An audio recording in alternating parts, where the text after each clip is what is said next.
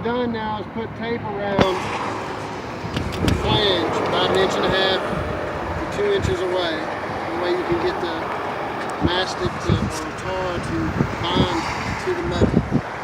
And then I make sure I cover up any nail holes that might have been there. And spread it out.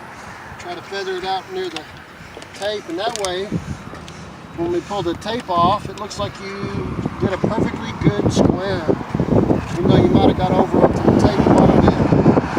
So, that's what I've been doing for years and years. Now, I know there's people that say you should use this or you should do this, but I'm telling you, this works, and looks good. Easy to maintain, inexpensive, and any kind of caulking shrinks. It always shrinks. So when we pull this tape off, it'll have all these square edges. I'll show you pulling the tape off later.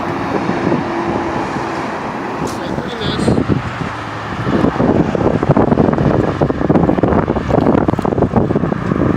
Try not to get the poo on me.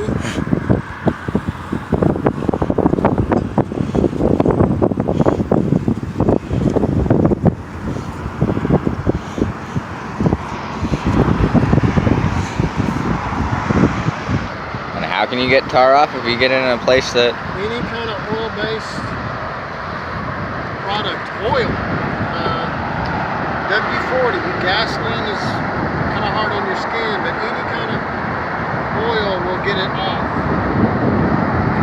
After that, it's a hot bath. There you go. That does look really cool when it's done. It's up from the ground looking like you knew what you're doing. Like you planned it off.